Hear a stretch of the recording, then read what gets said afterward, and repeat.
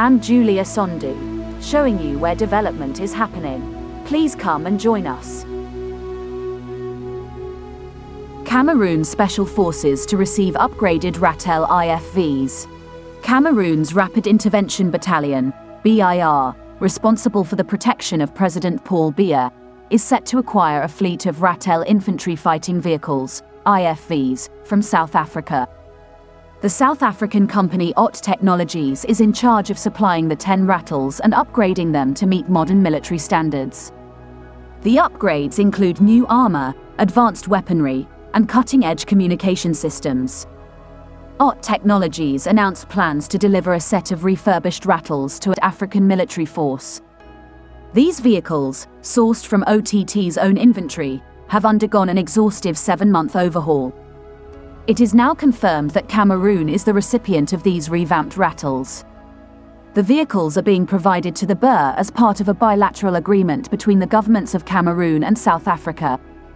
The Ratel, an infantry fighting vehicle, IFV, originating from South Africa, has made its mark in various conflicts and missions worldwide.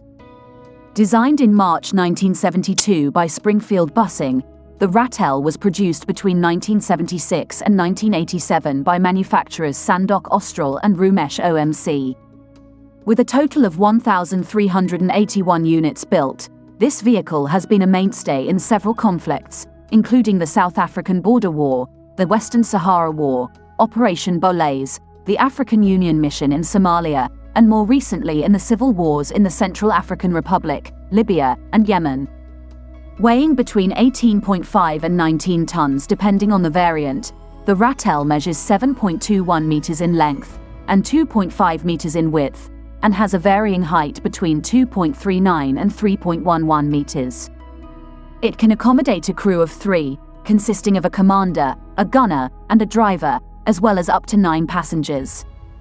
According to OTT Technologies, the upgraded Ratels feature a new engine, an improved sighting system, and additional armor, enhancing their combat effectiveness and extending their operational lifespan.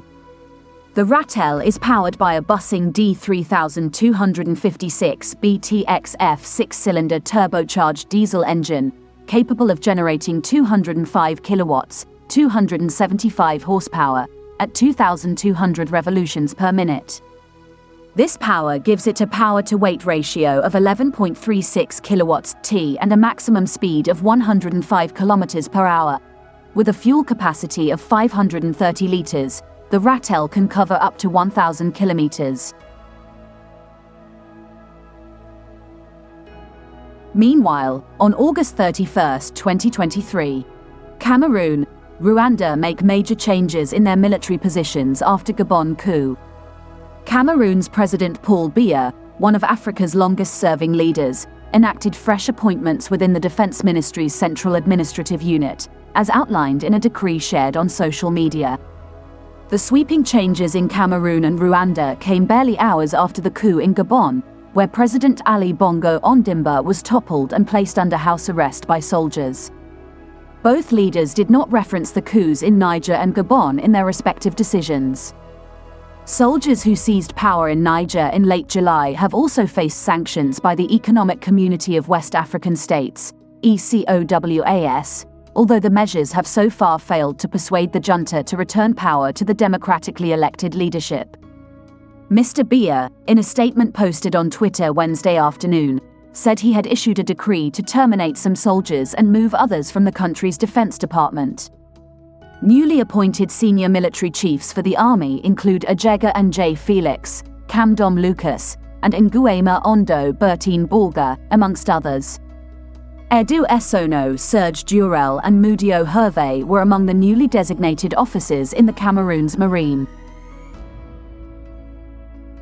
Meanwhile, on 7th of September 2023, the analysts on Financial Times were asking, where is the next African coup? According to them, Cameroon's President Paul Biya spends so much time at Geneva's Intercontinental Hotel that dissidents routinely picket the opulent lakeside premises to voice their discontent at his 40-year rule. From his suite overlooking the Swiss city's pristine lake, Biya will have had ample time to ponder the wave of coups that have swept Western and Central Africa and ask himself who might be next. Mali, Guinea, Burkina Faso, Chad, Sudan, Niger and now Gabon have all faced the upheaval of military takeovers over the past 3 years, removing democratically elected presidents and tainted family dynasties alike. It is impossible to say which country, if any, will follow, but deficiencies in the political systems of several countries offer a guide to which leaders are vulnerable, analysts said. Biya, Cameroon's head of state since 1982 and prime minister before that, is high on the list. There's an unpopular president who's been there for decades, François Conradi, an analyst at the Oxford Economics Africa consultancy, said. The Cameroonian president, 90, is widely seen as corrupt and is said to want his son Frank to succeed him, which would be an unpopular move, added Conradi. He's also very old, with the people around him limiting access to him and running the state while he's more or less absent, the analyst said. Biya spends months at a time away from the Central African country, much of it at his European hideaway.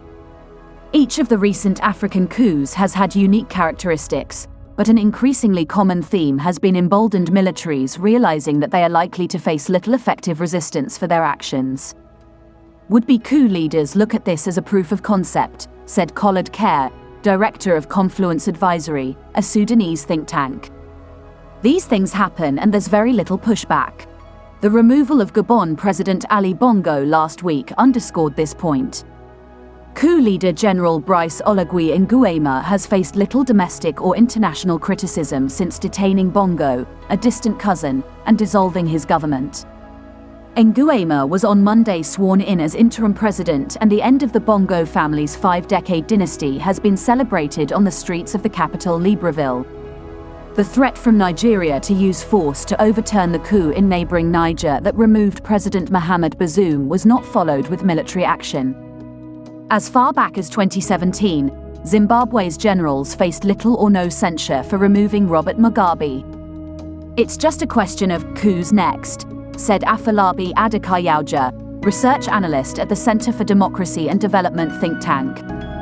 In an era of controversial elections, it's clear that the military and political elites see alternatives. The question is now how accepted, effective and sustainable these changes are, for better or worse.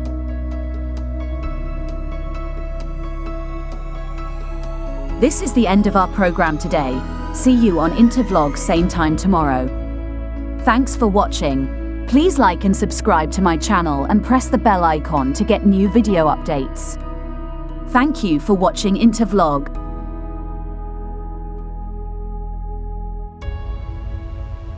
Thank you.